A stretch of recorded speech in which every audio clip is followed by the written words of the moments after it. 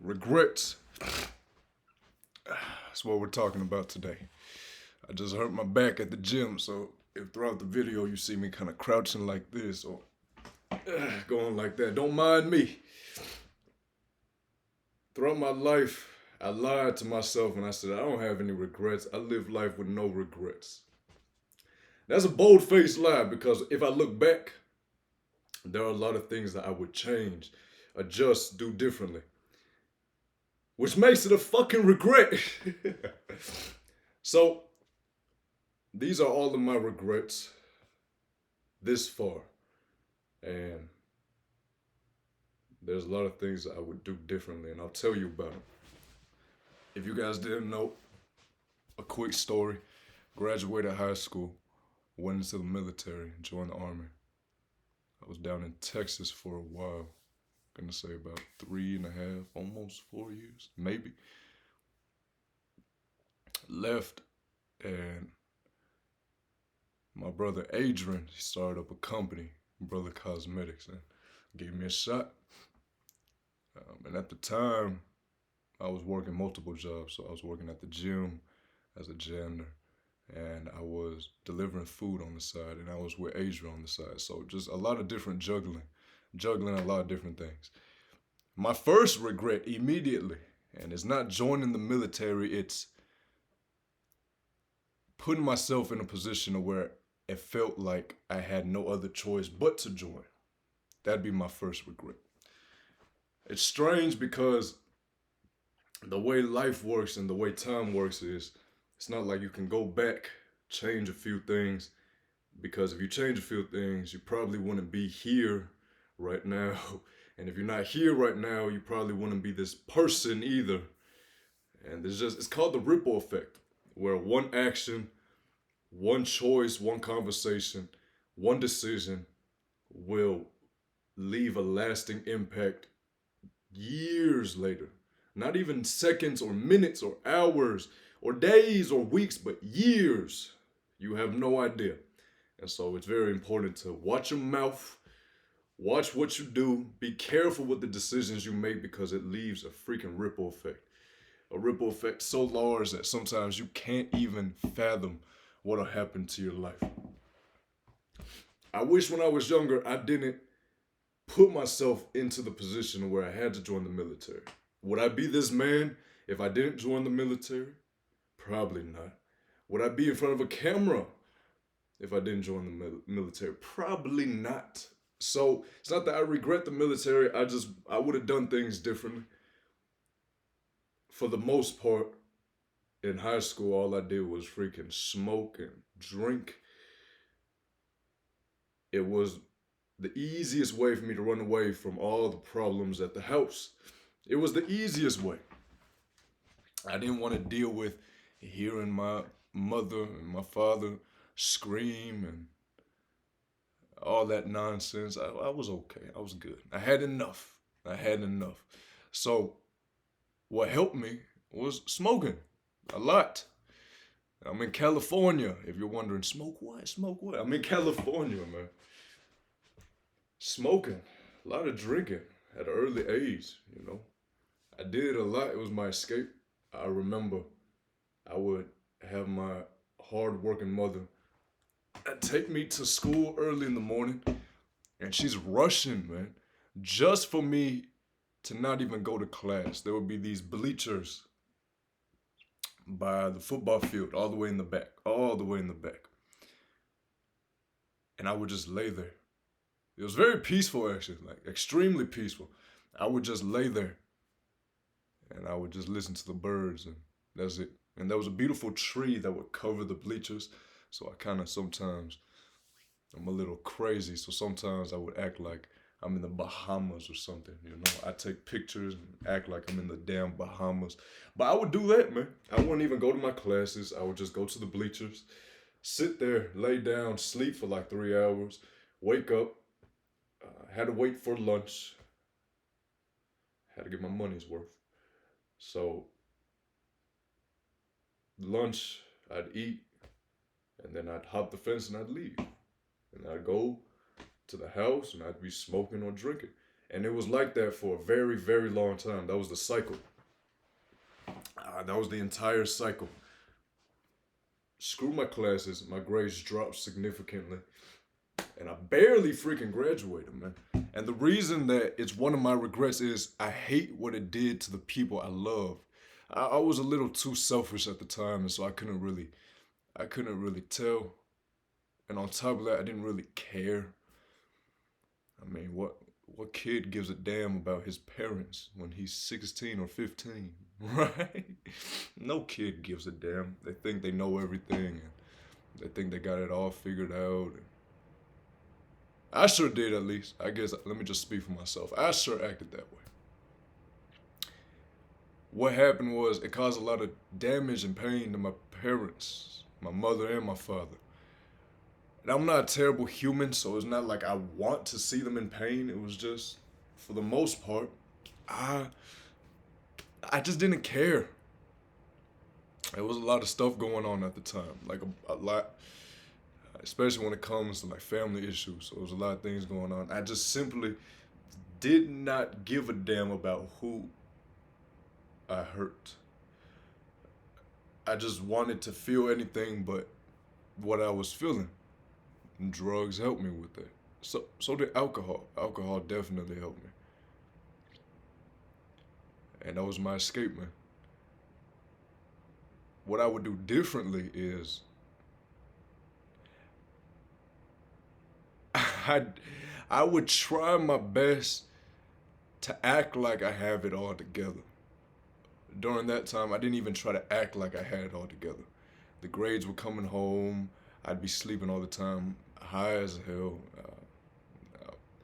I didn't even act like I had it all together. Like, you looked at me and you could tell, like, oh yeah, that kid is messed up, man. Like, messed up bad.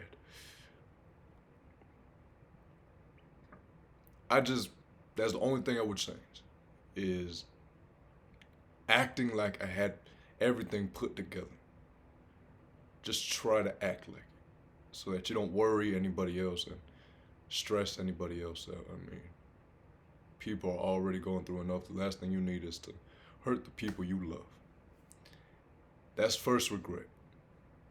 Second regret is not me joining the military, believe it or not. I don't have much regrets in high school. I had a lot of fun, man. I lived those years to the fullest.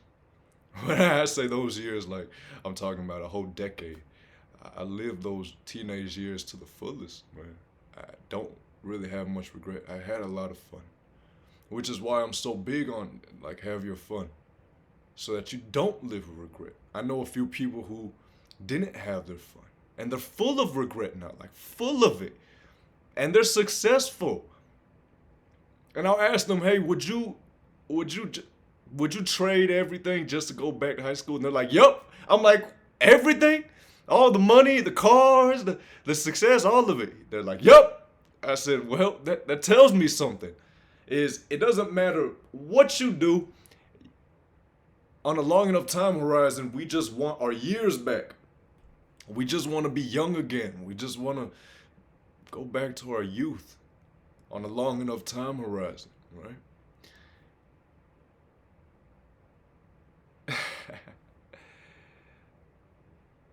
For anyone that's in the early 20s, even mid 20s, still a teenager, these are your years that you'll never get back. I'm not saying self-destruct, have fun, and lose yourself. I'm not saying do that. I'm saying learn how to integrate a little bit of carelessness with fearlessness and recklessness. Find a way to integrate all those things with, I gotta get my stuff handled.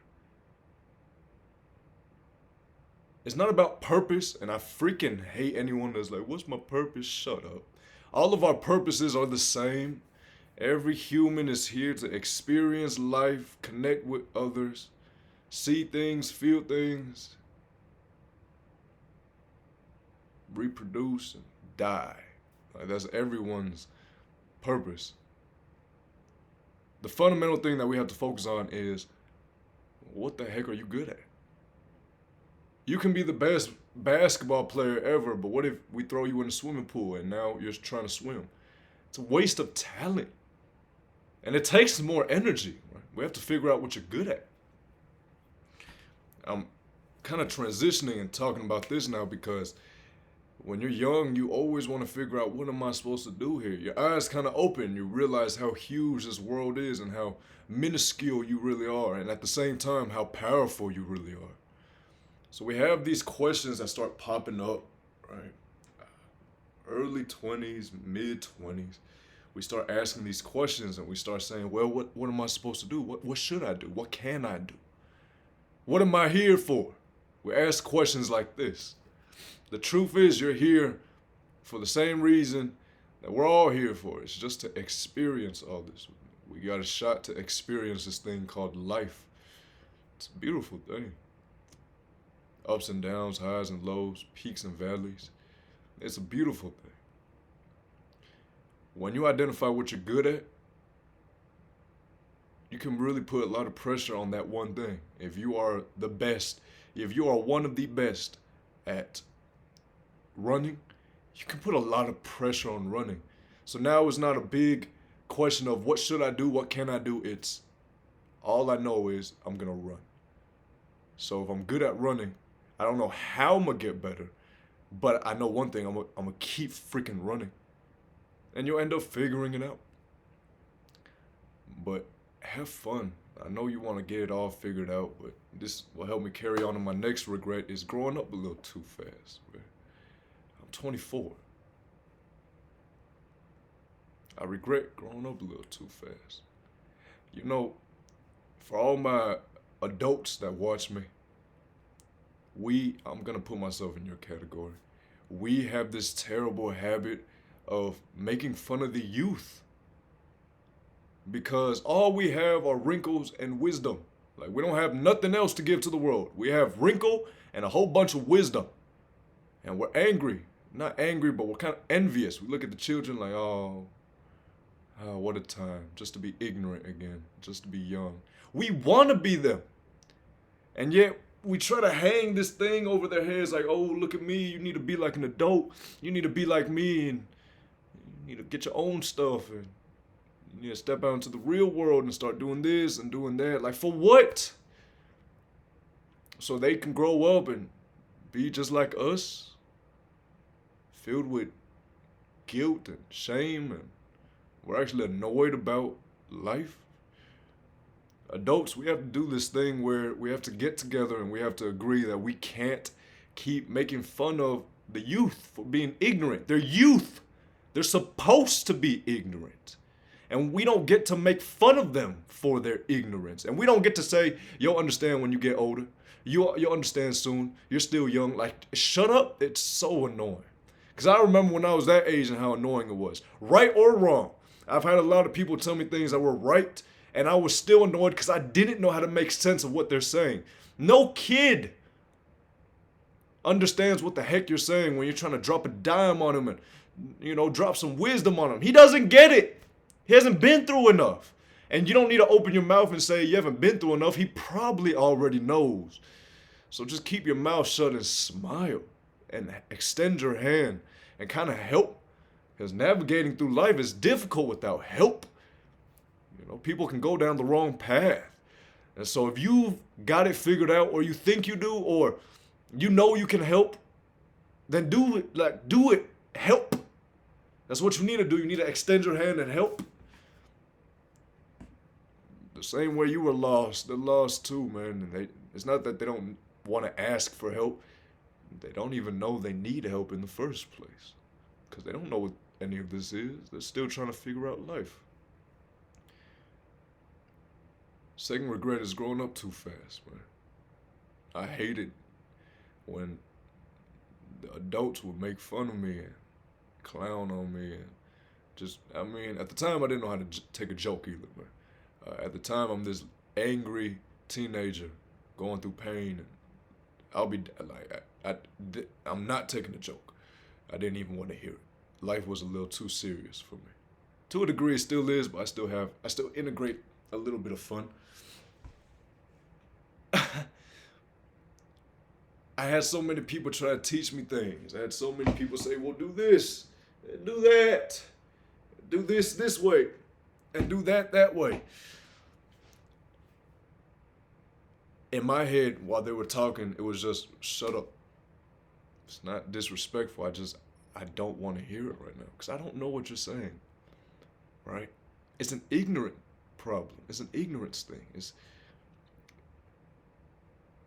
I had no idea what these people were trying to teach me. I'm like, what are you talking about? Dude, I'm 17, I'm 18, I'm 19.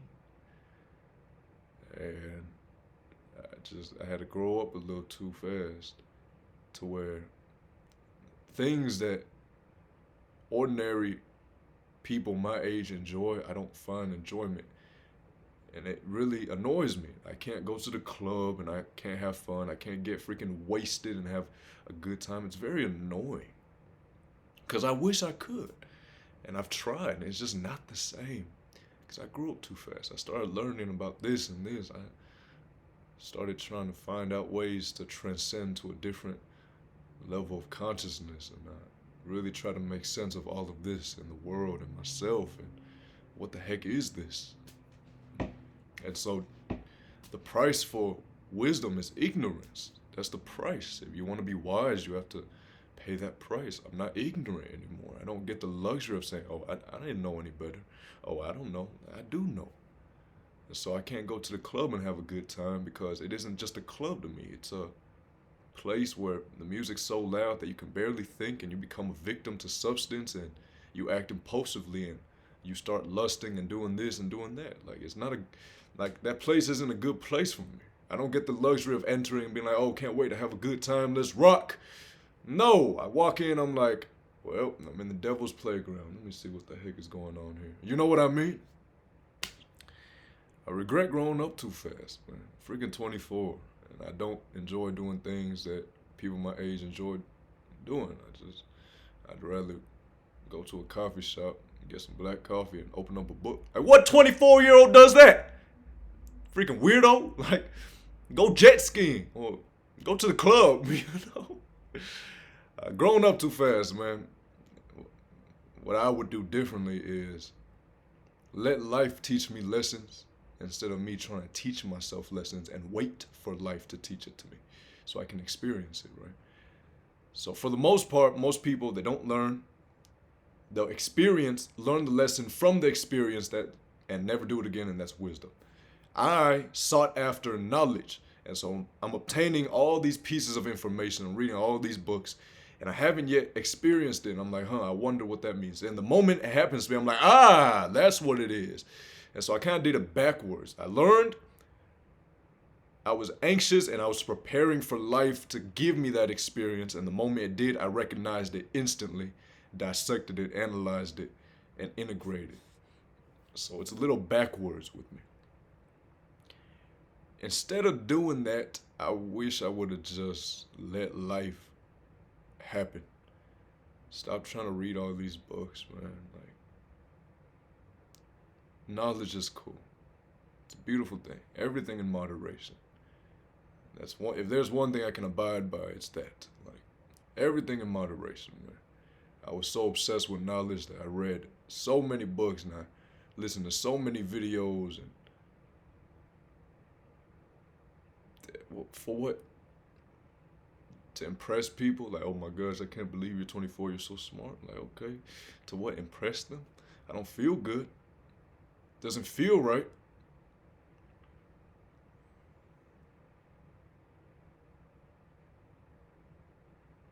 I would have slowed it down. Read every now and then, especially when I needed it. I would have just slowed it down and said, okay, well, what do I need right now? This? Okay, well, let's find something on this and let's just read. I wish I would have just slowed it down and just let life happen. I was trying to force life to happen so fast. Like, life is gonna freaking happen. There's no need to force it. You'll be just fine. Next regret. Treating women poorly. I know, crazy regret, right? I've been with some women in my life, and I don't believe I treated a single one of them good. Not bragging, Like I said, it's actually one of my regrets.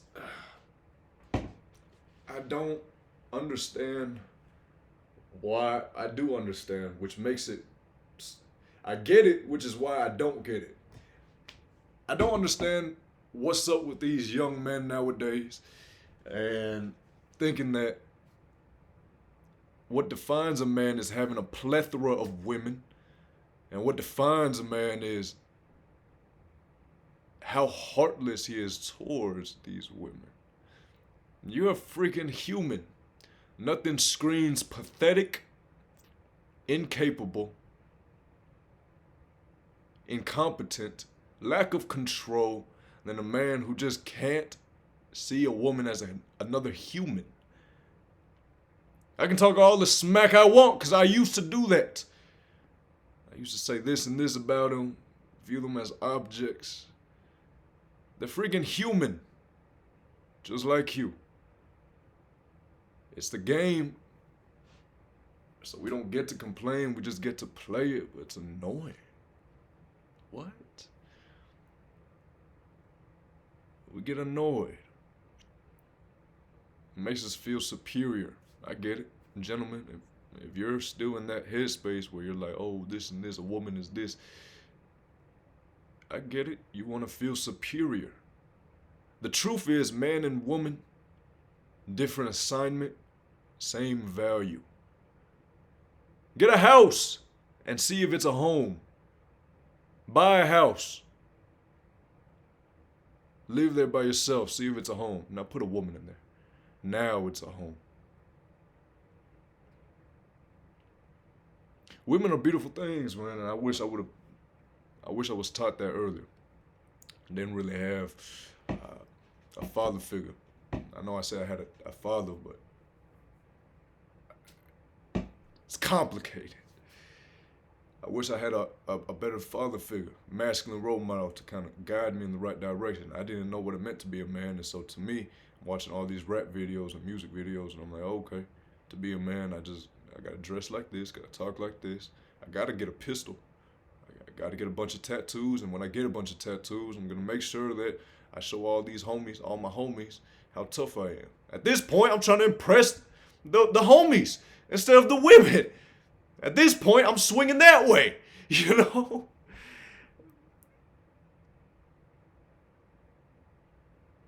Not taking care of women, man, is a regret. Something I would have done differently is treat them like they're human. Like, treat a woman how you want another man to treat your daughter. All my young gentlemen, just imagine that one day you have a daughter. How the heck do you want her to be treated by a man? So treat a woman the same way. Next regret. Always breaking my word. If I am one thing, it's a liar. I've lied my whole life.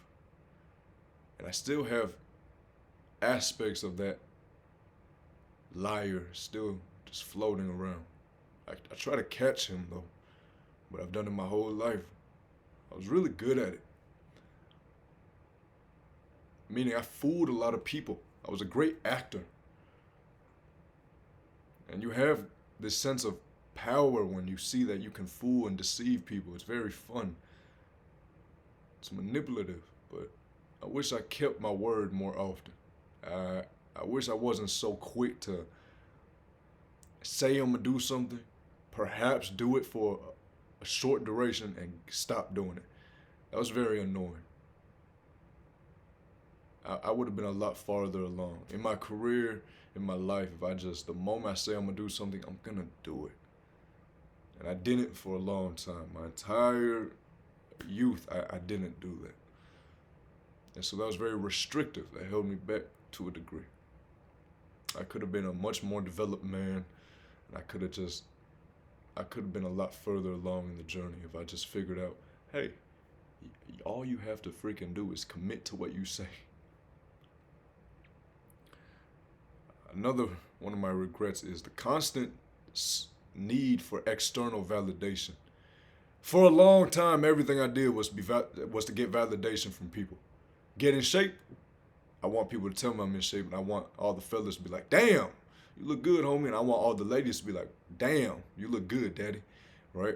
External validation. So getting in shape, external validation. Tattoos, external validation. How I dressed, external validation. Everything I did, external validation. It was very annoying. I wish I didn't do everything to try to gain the respect and love from others. It was the only thing that made me feel sometimes. And growing up, when you feel insecure, when you are insecure and you feel inferior and you act inferior and you behave in a way that's inferior and you know all the things about you that make you inferior, that's the main reason why we grow up and we want to just seek attention or seek validation. It's because we're insecure as heck, man. And so my insecurity wasn't managed properly and it multiplied.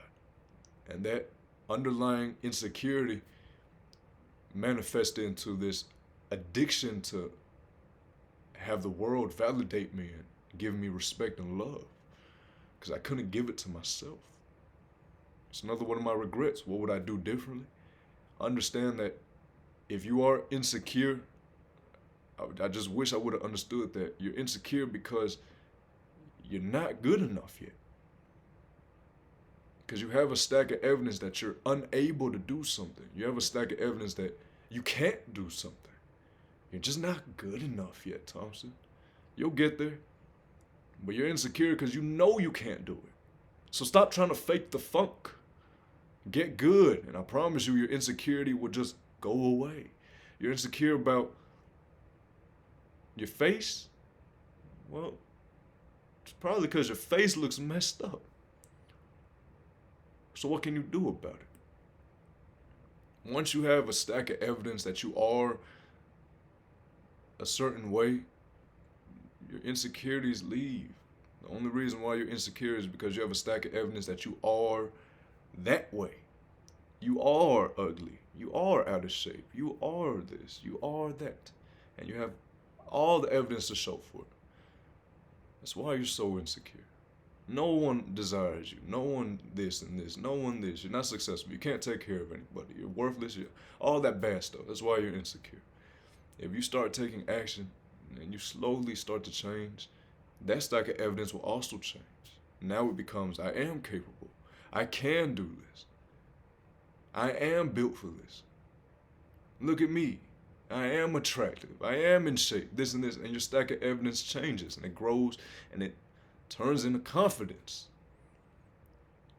So I wish I would have addressed that problem a lot sooner. It would have helped me along my journey, knowing that everything I do is for myself and not for the validation of anything or anyone externally. And it's normal. The reason why we do a lot of things is it's normal. How many people in this world now? 10 billion? Just a random number. All these people in the world and we feel alone. Feel like we're not seen, we're not heard, we're not understood, we're misunderstood. Seems like no matter what we do, we can't get a break, right? It seems this way. What does that mean? It means we're not connected to anyone, connected to anything. We are the center of our universe. This is our world. I live in my own, you live in your own. So since it's our world, we want to kind of shape it and sculpt it and do this so that we can try to create a perfect one. And in trying to create a perfect one, it's brought to our attention that we can't. Perfection is only a figment of your imagination. That's all it is.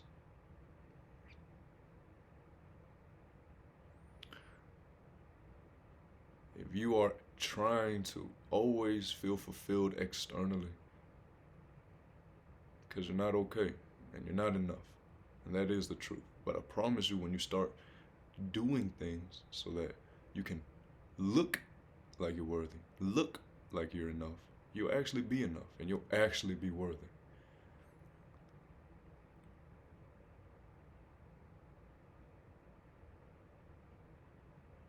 And it's okay.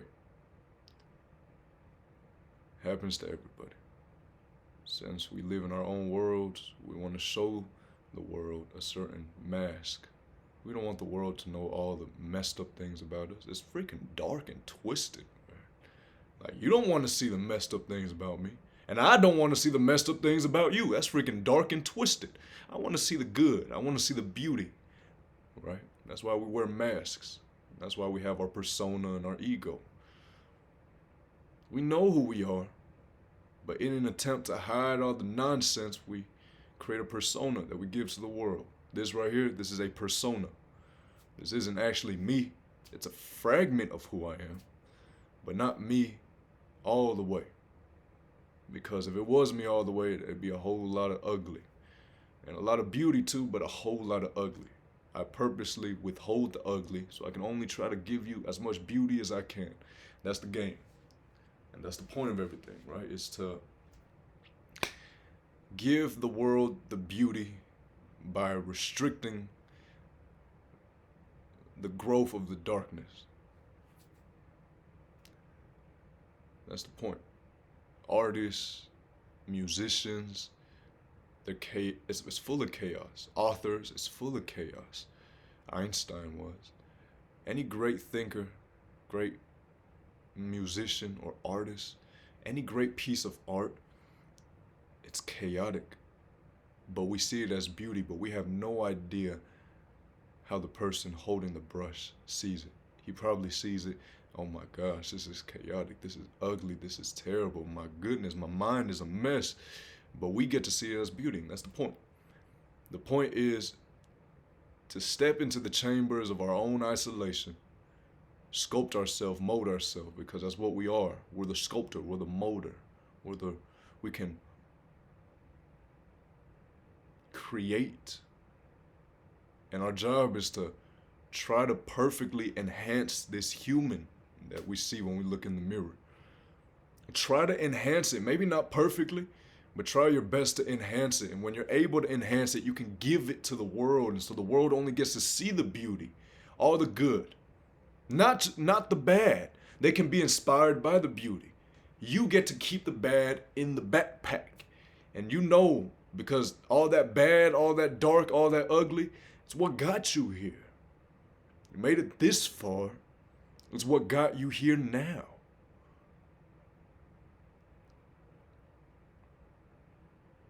Keep trying to enhance yourself.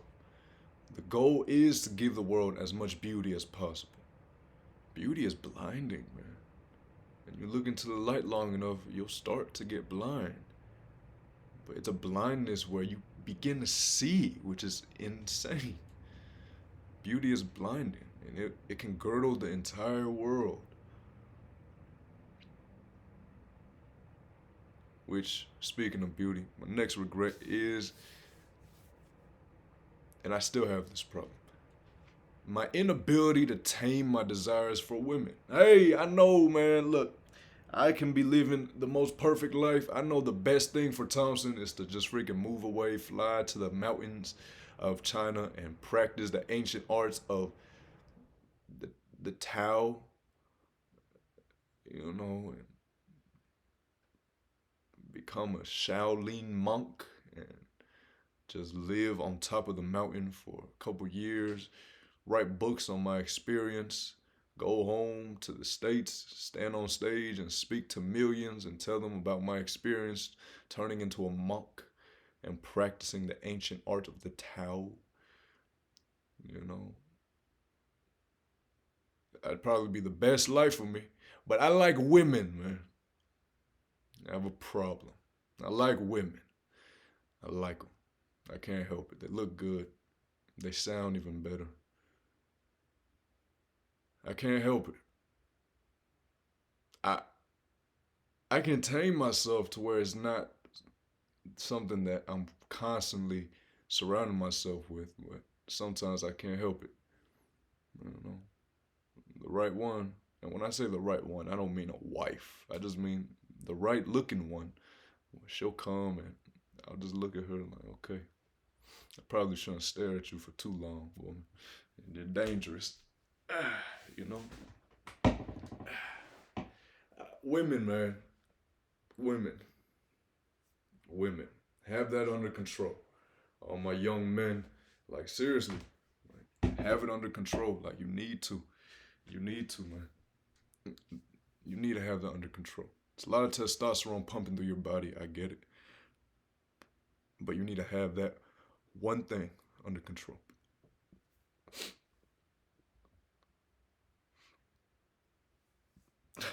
What would I do different?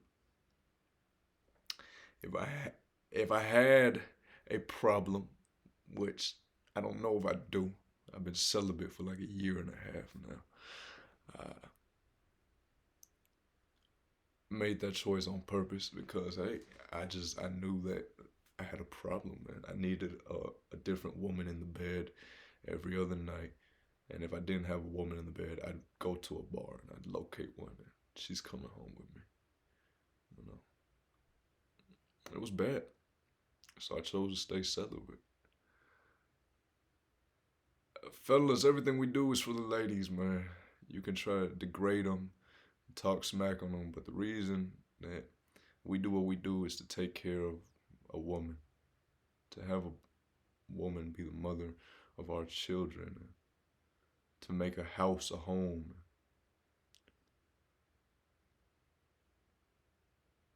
to give life. We do everything for that. I know as we're young, we're still evolving, we're still learning, so it's all fun and play, right? Oh, I got this girl, I got that girl, I was with this girl, and I was with that girl. It's all fun and play. It's fun, playful, but we all just, I guess, let me speak for myself. I want me a nice woman who looks good as heck, gorgeous. It's gonna make a house a home. I'm gonna give life to give me some babies. Give me my babies. You know, it's a beautiful thing. I had that problem for a long time, and what I would do differently is I would simply start understanding the divinity of the feminine nature. It's not just about how bad she is in her body and this and can she do this, can she do that. It's more than that. It's you have to understand why a woman even creates balance within us men, and it's their divine femininity. Like it's beautiful, it's gentle, it's soft. It's a little chaotic and emotional, but it's gentle and soft. There's so much to give. It's is an interconnectedness with this divine feminine energy. Like it's connected to almost all things. It can feel very deeply. It's patient. It's strong. It's weird. It's so gentle, but yet it's capable, strong. Right? That's divine. Especially for us masculine men, we need a break sometimes, man. We can try to thug it out, and some of us do. We can try to do so, but sometimes we need a break, man. A divine feminine woman is our break. A woman that good makes everything worth doing. Because sometimes we don't know why we're doing stuff. I'm like, well, what's the point? What am I doing this for? I'm just here working my butt off in the sun and hurting my back. For what? Well, it's for that. It's for the woman, so that she could be happy. Because her smile alone can girdle the world and transform lives, right? I don't know if you're like that, any gentlemen in here. I sure am. I guess I'm old school, man. Still believe in like falling in love and stuff, you know? That's something I would tame. My inability to just, my inability to stop lusting over women. That was bad, man. That was bad.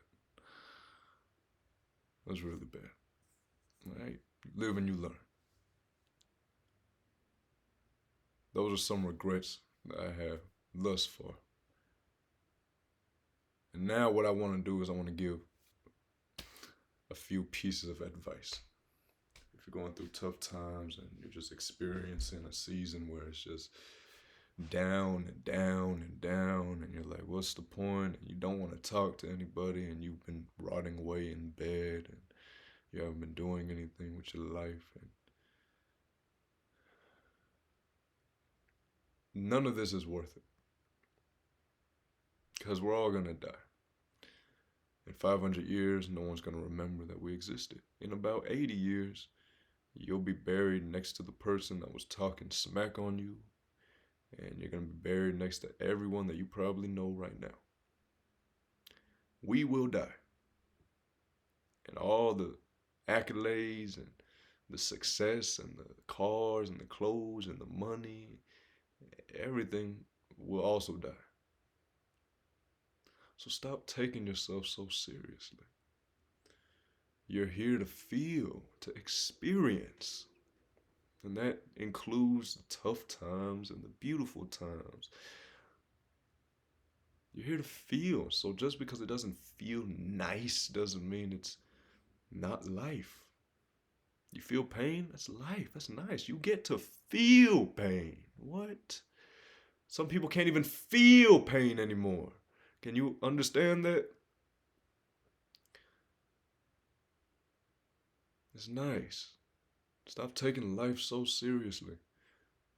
That will kind of help you ease up. But then when you ease up, don't ease up too much. Otherwise, you'll start drifting away. You'll start becoming desolate. You're like, well, if nothing means anything, I might as well just die now. I'll just do whatever I want. Next thing you know, you're drifting and you're drinking, and now you're on a bad path. And the point of life is to connect. You're not meant to be all alone in the house. I know. Speak for yourself, Hunt Thompson. I know. Well, you're not meant to be. You're meant to connect. Go outside and connect. They did a study with rats, and rats fall into addiction more during isolation. So they'll put a rat in a cage all alone, put some cocaine or some water with some cocaine, and it's just some regular cocaine. Almost 100% of the time, the rat will choose the water with the cocaine. Now, if you put these rats in something called a rat park, which is just a fun little amusement park for rats, got like grass and everything, and things you can run on. It's just a small little rat park, amusement park, and you put a couple rats in there, maybe 4 or 5 rats, and you give them water with cocaine and regular water. Almost all of them will choose the regular water. So what that tells us is, when we're isolated, we want to feel. That's why we fall into addiction. That's why we have vices, and that's why we abuse these substances, especially when we're isolated, because we want to feel. We're bored. When we're connecting with others, we're feeling enough. We don't want to feel that. Like, this feels good. This is joy. We feel joy. We smile. We laugh. That's joyful. Things will not get better by you staying at home trying to think your way out of anything. Things, unfortunately, there's only one way to have things get better, and it's by doing something. And I know sometimes getting to that point of where you're gonna take action is so freaking hard. Because it's like all the things that can go wrong, right? What about all the things that can go right? What if, oh, going to the gym is so difficult because it's difficult and I'm out of shape, and once I'm there, I'm not going to feel motivated. I'm going to get tired easily, and that's going to make me see how much I've lost it. And once I see how much I've lost it, I'm going to get unmotivated, and there's just no way. I have no energy, boom, boom. And then what if I hurt myself, and then boom, boom, boom, and then I'll be drained? Okay, that's all the bad. What about the good? What about, well, I'm going to go and I'll show myself how strong I am and capable I am. I might meet somebody today. I might smile today. I might meet a lot of friends today. I might make a lifelong friendship today. I might get 1% better today. I might be able to prove to myself that I can do something. I might be able to build my stack of evidence that perhaps I am worthy. Right? What about all the good that can happen? If you're in that moment in life where nothing's going your way and it's tough, and you're just rotting away in bed, and you have no friends, and you don't want to talk to anybody, stop taking this so seriously. You're gonna die. And until that day comes, I know it's kind of worthless, right? Well, what's the point of doing anything? Why should I try to become successful? Because that's called progression. We're here to progress. Humans feel best when we give and we progress. That's just how it is.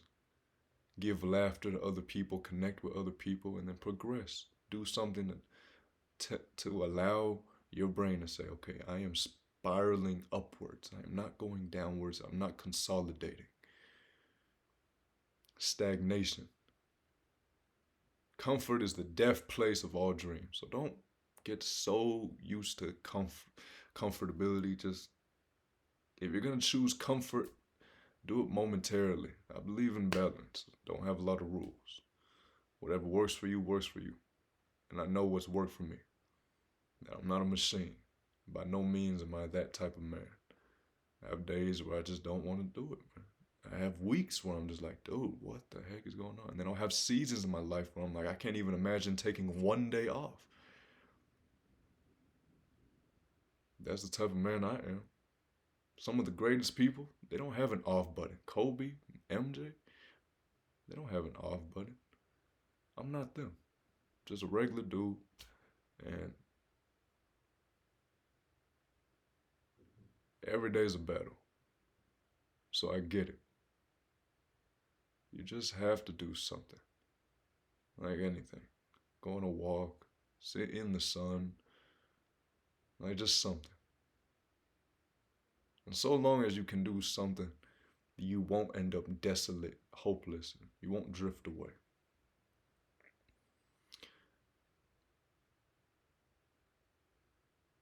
The devil isn't a pitched, spiky horned, red, demonic creature. The devil is the energy that we can't see that causes us to embody the traits of laziness, comfort, addiction. We are capable beyond measure. We can do so many things. And the point of life is to do things so that we know we can do, which means the whole point of life is to create, because we are creators. It's so that we know that we can create. Just so that we know. That's the whole point of life. We do things and we can do things to reinstate the fact that we can do something, just so that one day it can all go away.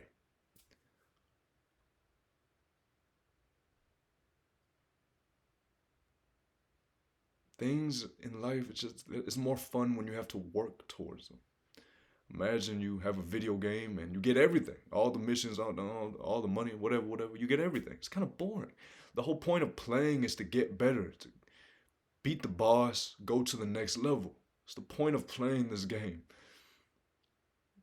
If you got everything within a snap, life wouldn't be that fun, man. It's only fun because it's so difficult to obtain. And when we obtain it, we get to celebrate it. It's the countless hours and nights and moments where you want to give up, but you don't give up. And then you finally get closer and you start to see the finish line. And then you cross the finish line. You celebrate how far you came. And then you go on to the next. That's the game. If you don't want to start drifting, or if you're already drifting and you want to help yourself, I guarantee you, if you just talk to somebody, step outside in the sun and walk a few laps around your neighborhood, you'll feel a lot better. You don't need to go full throttle into something. You fix the mind by means of the body. If you're anxious and you're depressed, you're not going to figure it out by just laying down and trying to think your way out of it. I guarantee you can try. It's not going to work. It will get fixed by means of the body. You want to run. Running is one of, not the easiest things to do, but it's something that you can build up towards. You can walk first, you can jog, then you can run. It's just doing things like that will clear your mind. And you'll be a lot better. You'll be better suited to tackle on the day.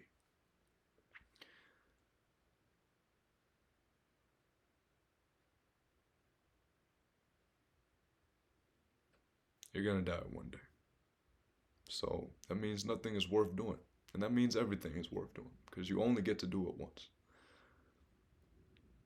You only get to play the game once. So why not go for that achievement? For what? The game's gonna end. Yeah, but at least I did it. Well, why? You want to prove something to people? No, I just rather do it than not do it.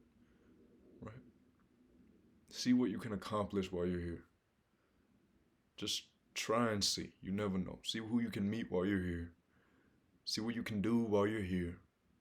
Where you can experience all the fun you can have. See what you can do. Don't take life too seriously.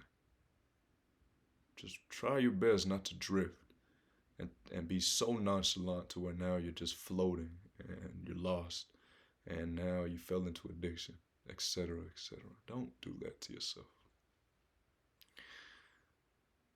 Try not to, at least. Those are my regrets. I hope you enjoyed the video. I'm gonna put some icy hot on my back. We'll call it on this one. Peace out.